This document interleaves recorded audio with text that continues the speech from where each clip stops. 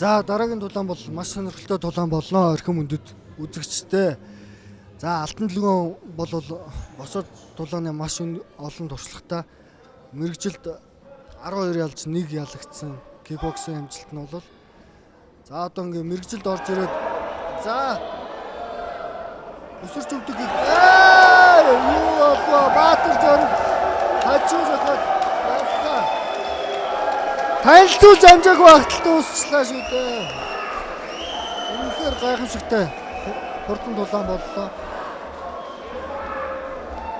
За энэ Баатар зориг бол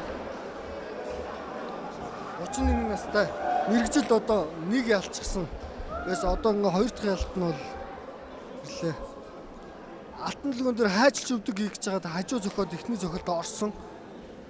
Тэгээд цогол гарааг явж яхад нь дахиад нэмчлээ бас. Гайхамшигтай. За энэ өдрийн анхны нокаут юу?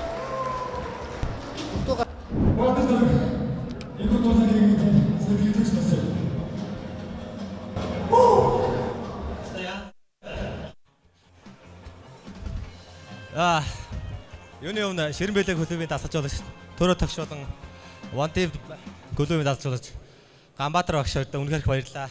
Намайг үнэхээр бэлтгэл хийх боломжийг үнэхээр сайн хангаж өгсөн. Мөн миний хард гарсан Чока багш, Ганзаа багш хоёрт маш их баярлалаа. Та бүхний зааж сургаснаар би хэрэгжүүлж чадлаа. Үнэхээр баяртай байна. Мөн намайг зургатаар үзээд байж байгаа миний хайртай гэр бүл бүгдэнд нь хайртай шүү. Одоохоо та хэд дээр очлоо.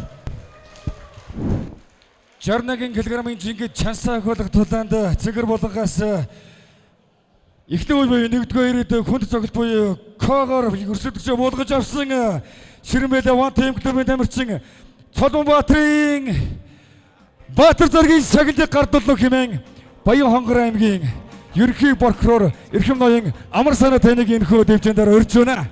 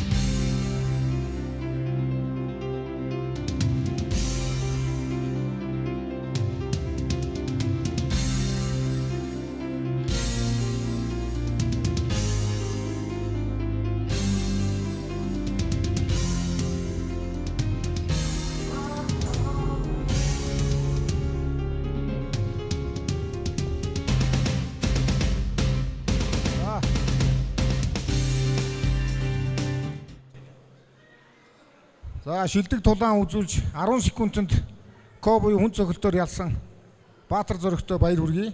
Мөн энэ тэмцээнийг зохион байгуулж байгаа цагдаагийн одоо шонхроор одоо шагнаж байна. Тэ алтан шонхроор. За энэ саяны тоглолтод ялагдлуулсан тамирчин маань олон улсын чанартай тэмцээнд Япон улсад маш өндөр амжилт үзүүлсэн ийм шилдэг тамирчин байсан. Энэ шилдэг тамирчин одоо нэг зохиолдоор ялсан энэ шин залуу тамирчин маань үнэхээр хурдан шалмгай дайчин ирээдүйд олон улсын тэмцээн оролдоонд амжилт гаргах юм тамирчин гэж үзээд Баян Хонгор аймагт цагдаагийн газрын энэхүү нэрэмжит алтан шонхроор ингээд медалж байна.